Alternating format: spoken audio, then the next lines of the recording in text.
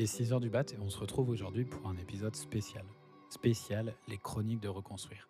Projet documentaire entamé en octobre 2024 et qui s'est tenu en avril 2025. Au rythme de 4 chroniques, vous allez découvrir le parcours de civils, chefs de chantier, psychologues, vétérans, qui n'ont pas attendu la fin de la guerre pour reconstruire un avenir meilleur pour l'Ukraine. Installez-vous confortablement, prenez votre boisson chaude préférée et je vous souhaite une bonne découverte des chroniques de Reconstruire. Bonjour à tous et bienvenue dans cet épisode spécial Les Chroniques de Reconstruire. Si vous écoutez cet épisode le lundi 27 octobre, sachez que l'épisode 1 des Chroniques de Reconstruire sortira le 29 octobre à 9h sur YouTube.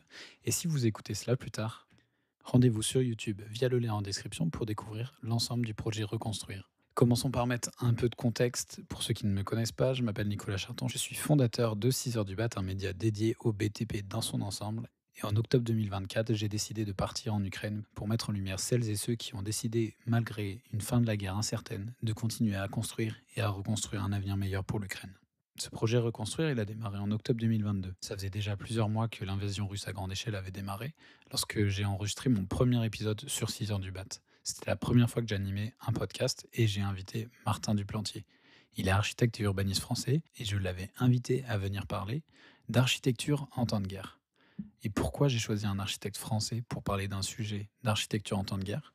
Eh bien parce que Martin était présent en Ukraine depuis bien longtemps déjà avec son activité. Et au début de l'invasion russe à grande échelle, avec de nombreuses personnes sur place, ils ont décidé de mener de nombreuses actions. Des actions liées à la construction et à l'architecture. Ça passe par la sécurisation des bâtiments, l'adaptation des usages des bâtiments à un contexte de guerre, notamment le sujet des écoles. Ces écoles souterraines qui permettent de maintenir un niveau d'éducation et un système d'éducation stable malgré les bombes, malgré les alertes pour de nombreux étudiants et élèves ukrainiens. Cet épisode, ça a été quand même une claque d'humilité, déjà une claque, parce que j'ai découvert énormément de choses que j'avais pas pu avoir à disposition dans les médias traditionnels, puisque c'est un sujet qui n'est pas forcément traité, la reconstruction et la sécurisation des bâtiments. Enfin, ce prisme-là n'est que très peu souvent abordé. On y parle bien évidemment des drames liés à la guerre, des bombardements, des victimes, du combat sur la ligne de front, mais on y parle très peu de la vie qui continue finalement, en dehors des zones de front, en dehors de cette zone de guerre qui est présente malgré tout sur tout le territoire ukrainien. Et donc après cette rencontre, après cet épisode, 2 années ont passé, et j'ai recroisé Martin à l'occasion d'une conférence Rebuild Ukraine qui était disposée à Intermat 2024 pour ceux qui étaient présents. Les prémices du projet, ils sont là. J'avais envie de faire plus qu'un simple épisode de podcast qui avait été fait en octobre 2022. C'est un sujet qui ne m'a pas lâché depuis cette première rencontre. Et c'est surtout en voyant que toutes ces actions, Martin continue à les mener sur place. Il les documentait via son LinkedIn et via différents canaux. Et c'était aussi l'occasion de montrer que 6 heures du Bat, c'est pas seulement un média qui traite des sujets du secteur sur le territoire en France, du secteur dans la manière la plus traditionnelle, mais c'est aussi un média qui est capable d'aborder un sujet de société par le prisme du bâtiment. Et le sujet de la guerre en Ukraine et de comment on reconstruit en temps de guerre, c'était très peu pertinent de l'aborder sur un épisode audio. Donc lorsque on s'est rencontré avec Martin, j'ai évoqué la possibilité de me joindre à lui. Il m'a dit que c'était OK. Et c'est donc en octobre 2024 que j'ai pris mon iPhone, ma caméra et le peu de connaissances que j'avais pu glaner au cours de la préparation auprès de journalistes compétents, auprès de personnes qui avaient déjà fait des reportages sur place, que j'ai décidé d'accompagner Martin et Alexandre dans un périple à travers le territoire ukrainien. C'est un voyage de 1900 km à travers le territoire ukrainien. On a fait un démarrage à Odessa, puis on est passé à Ouman, puis à Tcherkassy, puis à Kiev, Borispil, Vinnytsia et enfin Lviv. Et c'est comme ça, de ce voyage, qu'est né un documentaire qui s'appelle Reconstruire, que vous pouvez retrouver via le lien en description et sur YouTube en tapant « Comment reconstruit-on en temps de guerre ?» Ça, c'était mon premier voyage, octobre 2024. Ce voyage, ça a été pour moi une vraie claque. Vous découvrirez pourquoi dans le documentaire si vous ne l'avez pas vu, mais en tout cas, ce voyage, c'était une expérience assez forte, à la fois humainement, professionnellement, puisque ni journaliste ni réalisateur, je m'étais lancé dans un projet de documentaire, qui plus est dans un territoire en temps de guerre. Et voilà, le résultat est sur YouTube, il est disponible. Mais en tout cas, moi, ce voyage, ça a été une vraie claque. Une claque à la fois personnelle, puisque j'ai rencontré énormément de gens qui m'ont marqué, qui continuent de marquer mon existence, avec qui je suis encore en contact.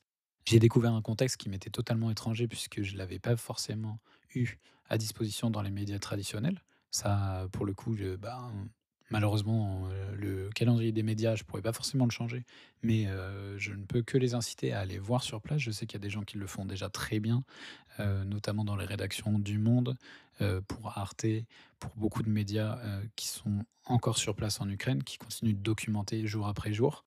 Mais moi, 3 mois après la sortie de ce doc, c'était évident pour moi que ça allait pas s'arrêter à un seul voyage. J'ai décidé de repartir sur place et ça s'est joué en avril 2025. J'avais vraiment la volonté de continuer ce travail de documentation de la reconstruction matérielle et immatérielle en temps de guerre, au plus proche des Ukrainiens, civils, chefs de chantier, anciens soldats ou encore psychologues. Mais plutôt qu'un format 30 minutes qui aurait été une très belle suite pour reconstruire, j'ai préféré, au regard des personnes que j'ai rencontrées sur place, de l'expérience que j'ai vécue seule cette fois, en avril, à travers l'Ukraine, différentes villes que j'ai pu revoir. Donc j'ai revu Tcherkassy, j'ai revu Kiev, mais j'ai découvert la ville de Boutcha, la ville d'Irpin, des villes tristement célèbres. J'ai décidé d'opter pour une série de 4 épisodes, et ça s'appellera donc Les Chroniques de Reconstruire. La première chronique, elle nous mène à Irpin, une ville sous occupation russe les 2 premiers mois de l'invasion russe à grande échelle, donc de février 2022 à quasiment avril 2022. Et c'est une zone portant encore beaucoup de stigmates de ces 2 mois de violence, de bombardement et de terreur.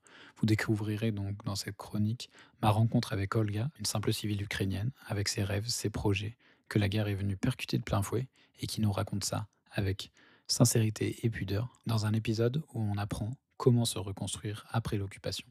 Dans la seconde chronique, on partira au plus près des chantiers. La mise en image de ma rencontre avec Andriy, chef de chantier dans la région de Kiev, une région qu'il a rejoint après avoir fui Lugansk, une région qui avait été revendiquée par les Russes avant l'invasion à grande échelle, donc tout ce qui s'était joué entre 2014 et 2022. Et cette rencontre, c'est vraiment une plongée dans le quotidien d'un chef de chantier en Ukraine, en temps de guerre. Qu'est-ce qu'il a à gérer? Quels sont ses enjeux? Qui sont largement différents de ceux qu'on peut trouver ici en France. Dans le troisième épisode, la troisième chronique, on partira à Tcherkassy pour aborder la vision immatérielle de la reconstruction. Ce troisième épisode sera tourné au contact de Maxime, soldat vétéran qui s'occupe maintenant de la réhabilitation physique, et Yulia, psychologue.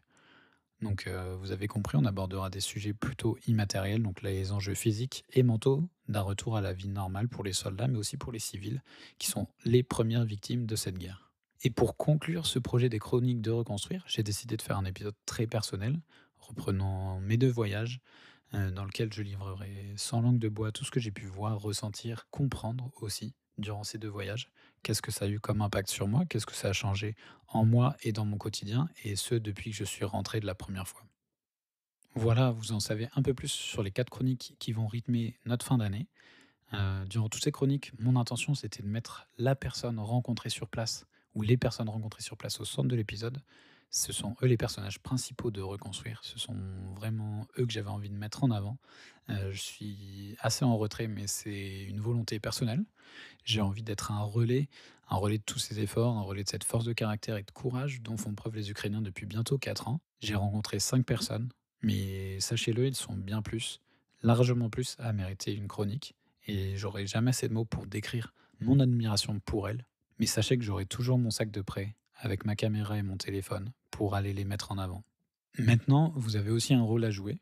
Vous pouvez devenir acteur et actrice de la reconstruction en Ukraine. Chaque chronique qui sortira sur 6 heures du BAT aura sa cagnotte dédiée. J'ai choisi de ne pas monétiser ces chroniques puisque je considère ce projet comme vital, essentiel et totalement aligné avec les valeurs du média 6 heures du BAT que j'ai envie de continuer à porter au gré de projets comme celui-ci. J'y ai investi mon propre argent et il y a un point que je voulais aussi évoquer qui est non des moindres, c'est que ce projet, il est indépendant, sourcé, et chacune des infos diffusées, des propos tenus par des personnes sur place ont été vérifiés. J'ai pas du tout l'intention d'arrêter ce travail, et en tout cas, sachez qu'un prochain voyage est à l'étude, et si vous souhaitez devenir partenaire de ce prochain voyage, envoyez-moi un message via les comptes 6 heures du BAT sur LinkedIn ou Instagram, ou directement sur LinkedIn sur mon compte Nicolas Charton, et je me ferai un plaisir de vous expliquer par quels moyens, à la fois financiers et non financiers, vous pouvez aider dans ce projet Reconstruire. Pour conclure cet épisode spécial Chronique de Reconstruire, je voulais remercier par avance toutes celles et ceux qui alimenteront les cagnottes de chaque épisode. Vous imaginez pas à quel point ça donne de la force à la fois de manière financière, mais aussi moralement aux gens sur place. C'est hyper important. Et ensuite, je vais faire des remerciements à des personnes qui m'ont accompagné durant ce projet. Je voulais remercier Alexandre Starinsky, pièce maîtresse de plusieurs des chroniques, pour son soutien, son temps et son aide sur place. Olga Linik pour son soutien moral, logistique et linguistique. Sache Olga que ton aide est vraiment précieuse à chaque fois, chaque voyage. Maria Zaporocek pour son temps passé sur les traductions et les sous-titres, malgré son emploi du temps d'étudiante en architecture plus que chargé.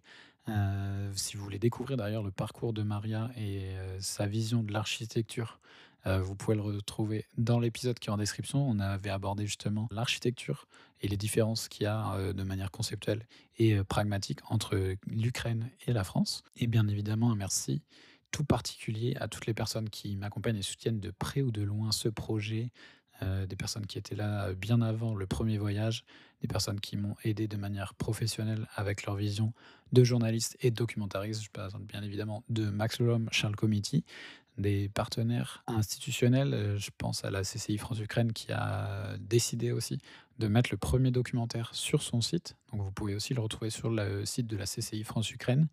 Bien évidemment, j'oublie pas d'autres personnes essentielles au projet Reconstruire, Martin Duplantier qui m'a donné la chance de partir la première fois.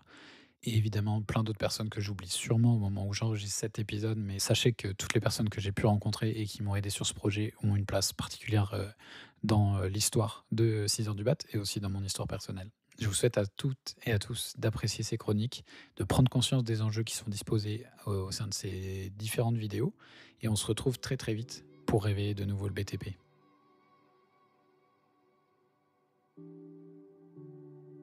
Merci à tous d'avoir écouté cet épisode spécial Les Chroniques de Reconstruire. Sachez que tous les liens évoqués pendant l'épisode sont en description.